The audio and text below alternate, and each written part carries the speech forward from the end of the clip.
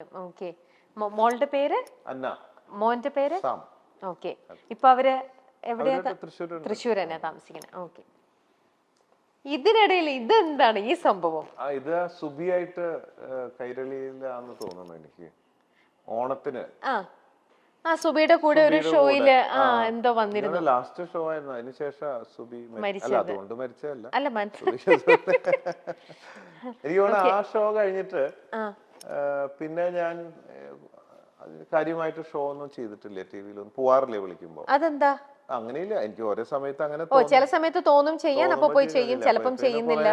അങ്ങനെ ഒരു മൂഡില്ല, അതുകൊണ്ട് ഈ ടി വി ചാനലൊന്നും പോവാറില്ല. ഇനി ഒരു മൂഡ് വന്നാ അങ്ങ് പോയി ചെയ്യും, ഇറങ്ങും. ഓക്കെ, ശരി. ഓക്കെ, വേറൊരു ഫോട്ടോയും കൂടെ ഉണ്ട്, നമുക്കത് നോക്കാം. മരഡോണ. ഇനി ഇതാണ് photo. Okay.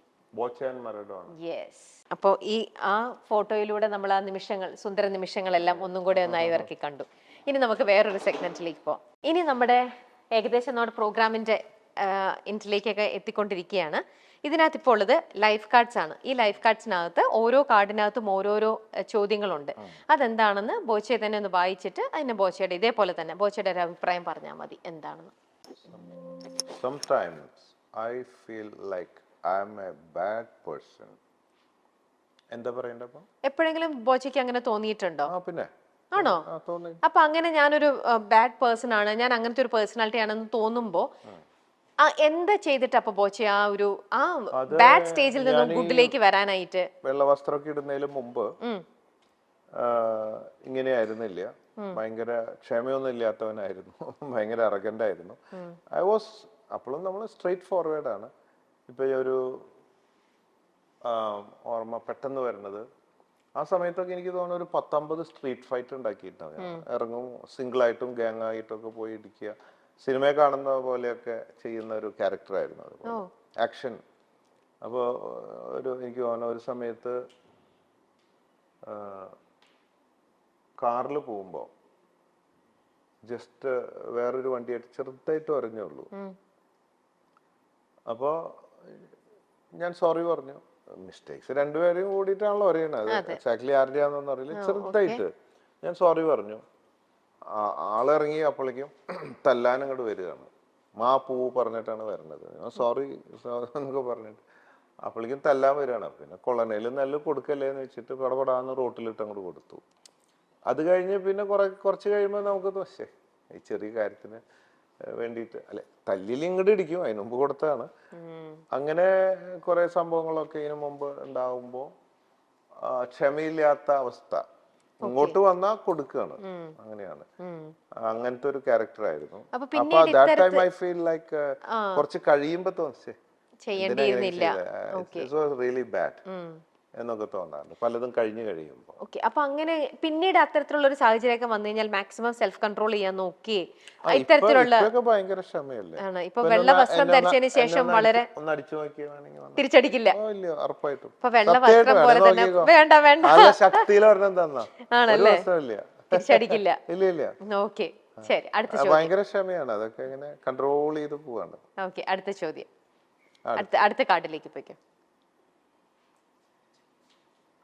We are responsible to be respected.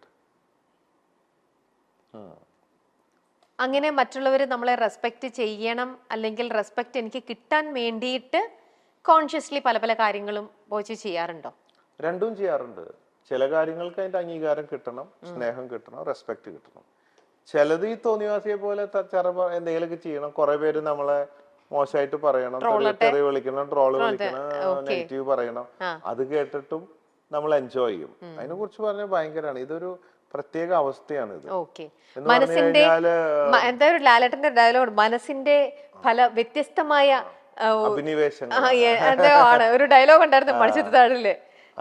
അതിന്റെ ഇതിൽ ചെയ്യുന്ന ഓരോ നമ്മള് അവസ്ഥാന്തരങ്ങൾ, മനസ്സിന്റെ വ്യത്യസ്തമായ അവസ്ഥാന്തരങ്ങളിലൂടെയാണ് ട്രാവൽ ചെയ്യണത്. അതിന്റെയാണ് എനിക്ക് ഓർമ്മ വരുന്നത്. ബോംബെയില് ഈ നമ്മളെ എല്ലാവരും പുകഴ്ത്തുമ്പോൾ സ്നേഹിക്കുമ്പോഴാണ് നമുക്ക് സന്തോഷം ഉണ്ടാവുക.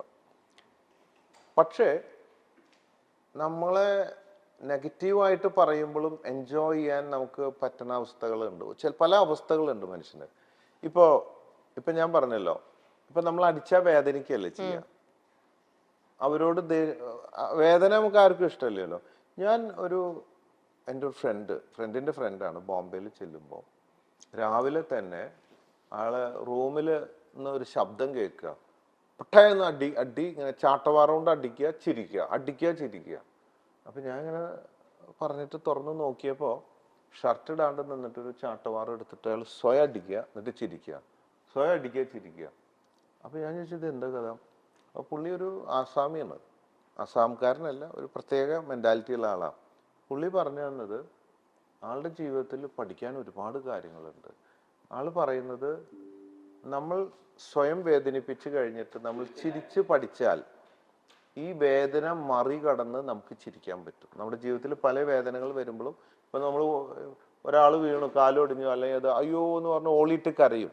അതിന് പകരം നമുക്കൊരു അപകടം വരുമ്പോൾ, പലതും വരുമ്പോൾ മാനസികമായിട്ടും ശാരീരികമായിട്ടും നമ്മൾ, എനിക്ക് തോന്നിയത് ഇയാൾക്ക് വട്ടാണെന്ന്. കാരണം ഞാൻ എന്നിട്ട് പലതും ചെയ്ത് നമ്മൾ ഓരോന്ന് യെസ് അതാണ് ഞാൻ പറഞ്ഞത്. നമുക്ക് വേദന ഉണ്ടാവുമ്പോൾ ചിരിച്ചു പഠിച്ചാൽ നമുക്ക് ചിരിക്കാൻ കഴിയും. ഇപ്പൊ ഡ്രൈവിംഗ് പഠിക്കുന്ന പോലെയല്ലേ, ഇപ്പൊ സ്വിമ്മിങ് പഠിക്കുകയാണ് നമ്മള്. അപ്പോൾ നമ്മൾക്ക് അതിനുള്ള കഴിവ് തന്നിട്ടുണ്ട്, സൃഷ്ടിയിലുണ്ട്, നമ്മുടെ ബ്രെയിനിൽ ഇതിലൊക്കെ ഉണ്ട്. എന്താണോ നമ്മൾ പ്രാക്ടീസ് ചെയ്യുന്നത് അതാണ് നമുക്ക് പറ്റുക. അപ്പോൾ പ്രാക്ടീസ് ചെയ്ത് നമുക്ക് ഒരുപാട് കാര്യം പറ്റും. അപ്പോൾ വേദന വരുമ്പോൾ ചിരിച്ചു പഠിച്ചാൽ നമുക്ക് ചിരിക്കാൻ പറ്റും. It's possible, I proved. അതുപോലെ വിഷമങ്ങളും കാര്യങ്ങളൊക്കെ വരുമ്പോൾ നമ്മളത് പ്രാക്ടീസ് ചെയ്യുക, അങ്ങനെ നടക്കും എന്ന് തോന്നിക്കഴിഞ്ഞാൽ അത് അങ്ങനെ നടന്നു പോകും.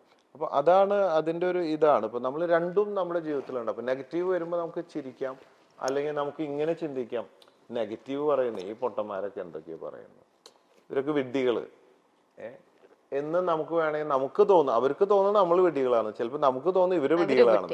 അപ്പൊ അതൊക്കെ ഒരു തമാശയായിട്ട് എടുത്ത് ചിരിച്ച് നമ്മൾ അങ്ങനെ അങ്ങോട്ട് പോവാണ്. അത് എൻജോയ് ചെയ്യാൻ പറ്റും. ചിലപ്പോ വേദന എൻജോയ് ചെയ്യാൻ പറ്റും, അസ്വസ്ഥതകൾ എൻജോയ് ചെയ്യാൻ പറ്റും.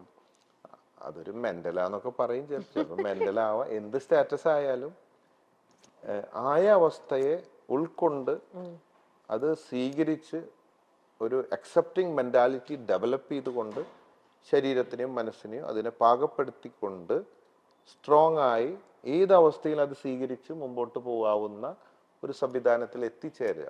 ഏകമകൾക്ക് അച്ഛനൊരു സൂപ്പർ ഹീറോ തന്നെയാണ്. തന്റെ പ്രണയം ആദ്യമായി അച്ഛനോട് പറഞ്ഞപ്പോൾ മറ്റൊന്നും നോക്കാതെ സമ്മതം മൂളിയതും അന്ന ഒരു സമയത്ത് തുറന്നു പറഞ്ഞിരുന്നു. ന്യൂ ജനറേഷൻ വിവാഹം നടത്തി കോടികൾ പൊടിക്കുന്ന ചിലർക്കുള്ള മാതൃക കൂടിയായിരുന്നു സ്വർണ്ണ വ്യാപാരിയായ കോടീശ്വരനായ ബോബി ചെമ്മണ്ണൂരിന്റെ മകളുടെ വിവാഹം. ഏറ്റവും സിമ്പിൾ, മാധ്യമ ശ്രദ്ധ ഒന്നും നൽകാതെ നടത്തിയ വിവാഹത്തിന്റെ ദൃശ്യങ്ങൾ ആ സമയത്ത് വൈറലായി മാറിയിരുന്നു. തീർത്തും ലളിതമായ ചടങ്ങുകളിലൂടെയായിരുന്നു ഏക മകളുടെ വിവാഹം ബോബി ചെമ്മണ്ണൂർ നടത്തിയത്. മകളുടെ വിവാഹത്തിലും പതിവ് വേഷവിധാനത്തിൽ തന്നെയാണ് ബോബി എത്തിയത്. നിറഞ്ഞ കയ്യടിയോടെയാണ് തങ്ങളുടെ ബോച്ചിയുടെ മകളുടെ വിവാഹ വാർത്തയെ സോഷ്യൽ മീഡിയ സ്വീകരിച്ചത്. ഒരു തരി പൊന്നില്ലാതെ ചെറിയൊരു നെക്ലസ് മാത്രം അണിഞ്ഞുകൊണ്ടാണ് വിവാഹ ചടങ്ങിൽ അന്ന എത്തിയത്. തന്നോട് ഒരിക്കലും ഒന്നും ആവശ്യപ്പെടാത്ത മകളാണ് അന്നയെന്നാണ് ബോച്ചി പറഞ്ഞിട്ടുള്ളത്. മാസം 1,00,000 രൂപ മകൾക്ക് കൊടുക്കുന്ന അച്ഛനാണ് താനെന്നും അദ്ദേഹം വെളിപ്പെടുത്തിയിരുന്നു. കുഴപ്പമില്ലാത്ത ചുറ്റുപാടുകൾ ഉണ്ടെന്നാണ് ആസ്തിയെക്കുറിച്ചുള്ള ചോദ്യത്തിന് ബോച്ചിയുടെ മറുപടി. നിനക്ക് വേണമെങ്കിൽ പണിയെടുക്കണമെന്ന് മകളോട് പറഞ്ഞു കൊടുക്കുന്ന അച്ഛൻ കൂടിയാണ് അദ്ദേഹം. പണിയെടുത്താൽ ജീവിക്കാം, ബിസിനസ് വേണമെങ്കിൽ അത് ചെയ്യാം, അല്ലെങ്കിൽ അതിന്റെ ഭാഗമാകാം, അതുമല്ലെങ്കിൽ ചുമ്മാ ഇരിക്കണമെങ്കിൽ അങ്ങനെയും. ഞാൻ നിർബന്ധിക്കില്ല. ഇതുവരെയും എന്നോട് ഒരു സാധനവും മകൾ ആവശ്യപ്പെട്ടിട്ടില്ല. സ്വർണം വേണ്ട, കാശ് വേണ്ട, കാർ വേണ്ട, നെക്ലസ് വേണ്ട, അവൾക്കൊന്നും വേണ്ട. ഒന്നും ഇതുവരെയും ആവശ്യപ്പെട്ടിട്ടില്ല. ജീവിക്കാൻ ഒരു മാസം 1,00,000 കൊടുക്കാറുണ്ട്. അതുകൊണ്ട് അവർ ജീവിക്കുന്നു. അതിൽ കൂടുതൽ ഒന്നും ചോദിക്കില്ല. ചോദിച്ചാൽ കൊടുക്കും. പക്ഷെ അവൾക്കൊന്നും വേണ്ട. 10,00,000 രൂപ കൊടുത്തിട്ട് അടിച്ചു പൊളിച്ച് ജീവിക്കെന്ന് പറയുന്ന ആളല്ല താൻ. പണിയെടുത്ത് ജീവിക്കൂ എന്ന കാഴ്ചപ്പാടാണ് തനിക്കെന്നും ബോച്ചി പറയുന്നുണ്ട്. 2021 യാക്കര സെന്റ് മേരീസ് ചർച്ചിൽ വെച്ച് ജൂലൈ 12-നായിരുന്നു അന്നയുടെയും സാമിന്റെയും വിവാഹം. വിരലിൽ എണ്ണാവുന്നവർ മാത്രമാണ് ചടങ്ങിൽ പങ്കെടുത്തത്. കോവിഡ് കാലമായതിനാൽ എല്ലാവിധ സുരക്ഷാ മാനദണ്ഡങ്ങളും പാലിച്ചുകൊണ്ടുകൂടിയാണ് ചടങ്ങുകൾ നടന്നത്. വർഷങ്ങൾക്ക് മുൻപേ ഉണ്ടായ സൗഹൃദമാണ് പിന്നീട് പ്രണയത്തിലേക്കും വിവാഹത്തിലേക്കും എത്തിയത്.